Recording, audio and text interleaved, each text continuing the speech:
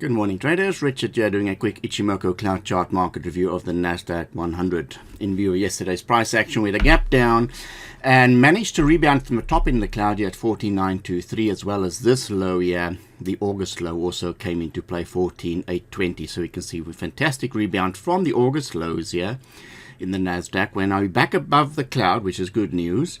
And now the NASDAQ is going to this week navigate this front cloud to resistance, and then we have the upside target here is the standard line, this level here at 15,237, and then the front end of the cloud. So these are the two upside resistance levels we're looking for. As long as price action stay above the cloud, the market's in good shape. Any price action below the cloud here will obviously change the outlook from bullish to bearish. Now let's go and take a look at the weekly.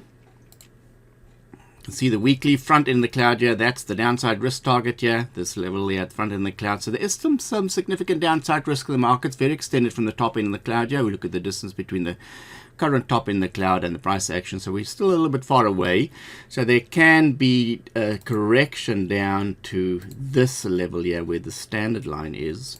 And so there is significant downside risk to that zone there. So just keep that in mind. Any kind of weakness, any further sell-off, that will be the downside target. But so far, we're back above the top end of the cloud on the daily.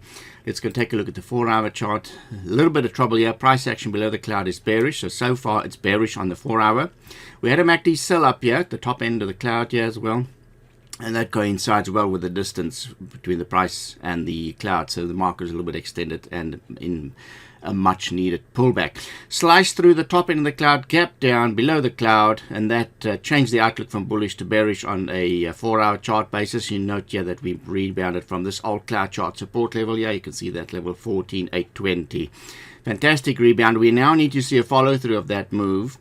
And the bottom end of the target, of the upside of the bottom end of the cloud here, that's the upside risk target. So it'll be interesting to see if the market can get back to that level, and then it needs to break past that resistance zone to be back above the top end of the cloud for the outlook to be bullish on the 4-hour. So not at the woods yet, still significant downside risk. We can see this level comes from that weekly cloud level here, and then to the downside, if the sell-off continues, then we can see these levels being tested, the old cloud chart support levels to the downside. So keep that in mind.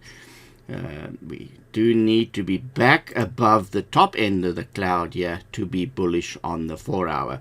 If we look at the hourly chart here, we can see pretty much a nice rebound here from the old levels here.